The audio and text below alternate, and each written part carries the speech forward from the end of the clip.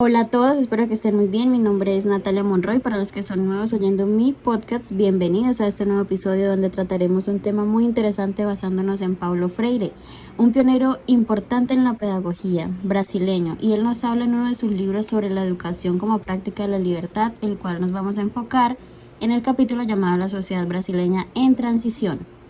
Bueno, y para dar una pequeña introducción se mencionarán conceptos como el existir, la realidad, las relaciones del hombre y la temporalidad, teniendo en cuenta que Freire ve al hombre en un ser de relaciones que no solo está en el mundo, sino con el mundo, y que él, nada más que él, es capaz de trascender.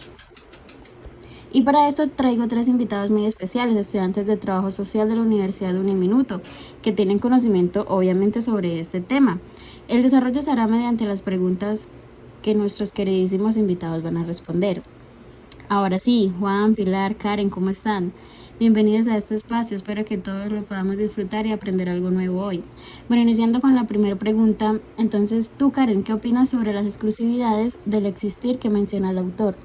Para hablar de las exclusividades del existir, quisiera empezar por definir el existir. Ahí nos relata que el existir es más que vivir, es más que estar en el mundo, es convivir con el mundo, es darle ese sentido crítico a la vida. Y a pesar de que el existir es individual, existen tres exclusividades que necesitan de ese otro ser para complementarse. Esas tres exclusividades son el trascender, el discernir y el dialogar.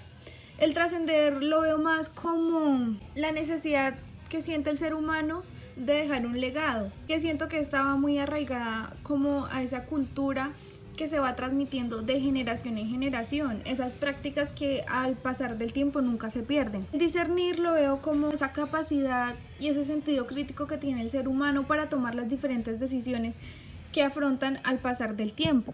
Y el dialogar, que es la forma en que se comunica al ser humano, esa forma participativa de relacionarse con los demás. Bien, Karen, importante lo que dices, ya que él menciona allí que la integración de estas tres exclusividades que pues no resulta de estar solo en él, sino con él, y no de una simple adaptación, acomodamiento o ajuste, sino que más bien que si no se diera esa integración, que es la que se hace que se pueda tener una conciencia crítica por medio de las relaciones, sería un solo acomodamiento o ajustamiento, y pues sus culturas y conocimientos adquiridos no tendrían ningún sentido.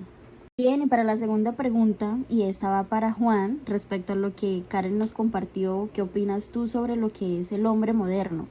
Cabe mencionar que el autor enfatiza mucho en unas tragedias sobre el hombre moderno. ¿Qué dices tú, Juan? Bueno, para responder esa pregunta hay que hacer tres claridades y dos conclusiones. La primera claridad es que no hablamos de hombre moderno, sino de un hombre posmoderno, pues el autor plantea de que realmente el hombre posmoderno está condicionado histórico, cultural y socialmente. Entonces, hablamos de un hombre posmoderno. La segunda claridad es que más que tragedias es una transitividad crítica que plantea Paulo Freire, y esa transitividad crítica tiene que ver con el proceso o el rol que ocupa el hombre en el mundo. Cuando la persona o el hombre se da cuenta realmente en el lugar que ocupa, pues empieza a tomar ese proceso de toma de conciencia y demás. Eso no se da solo, eso se da precisamente, esa transitividad crítica, él la plantea desde una crítica de la pedagogía.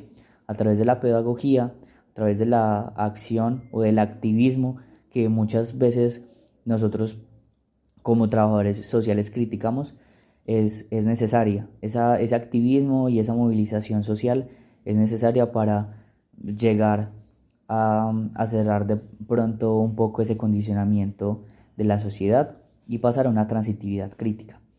Lo segundo es que no hay que caer en una transitividad ingenua, y pues eso nos hace creer de que pues realmente tenemos el control, o que sí participamos dentro de la matriz de la democracia, pero realmente no, porque pues nuestras formas de vida no son altamente permeadas por una sociedad que pues se hace la muda con muchos procesos realmente económicos, sociales y demás.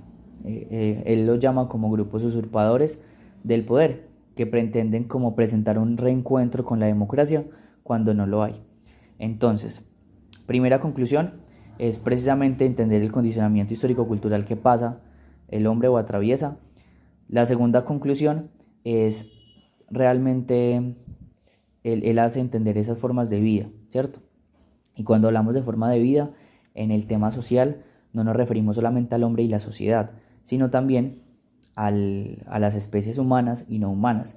Entender realmente las formas de vida, tanto especies humanas como no humanas, como una roca, como un volcán, por ejemplo, como también una montaña. Esas formas de vida como realmente permean la vida en la comunidad, la vida en el campo, y también pues permite generar ese condicionamiento un poco más o entender un poco más la sociedad, dando pie a esa transitividad crítica. Entonces es como lo que podemos rescatar sobre el hombre posmoderno. La última pregunta, por supuesto, va para Pilar, que no es una pregunta, sino más bien una recopilación de lo que se ha hablado con Karen y Juan. Es más una reflexión en torno a la educación como práctica de la libertad de Paulo Freire. Entonces, Pilar, este espacio es para ti. Ahora bien, se nos hace necesario hablar y mencionar las reflexiones referente a la educación como práctica de la libertad. Tenemos que la educación es vista como fuente liberadora ante el dominio opresor impuesto, es decir, que se ve como hecho que nace desde la praxis con el fin de transformar. También es importante aquí mencionar esa diferencia en que se aprecian los términos de integración y adaptación. La integración es vista como criterio, como que nos podemos adaptar a una sociedad, pero teniendo aún así nuestro criterio y nuestro propio pensamiento y decisión frente a las cosas. A diferencia que la adaptación es simplemente yo acoplarme a lo que dicen los demás sin tener criterio y sin cuestionar todo aquello que se impone ante mí. Por último, muchas gracias a los tres por compartir con nosotros mediante esta plataforma donde pues los interesados sobre la educación y lo que es la realidad antigua y la realidad actual pueden escuchar y aprender tal vez temas que no tenían en su conocimiento en base pues al principal autor Paulo Freire. Nos vemos en un próximo episodio con un tema nuevo. Adiós.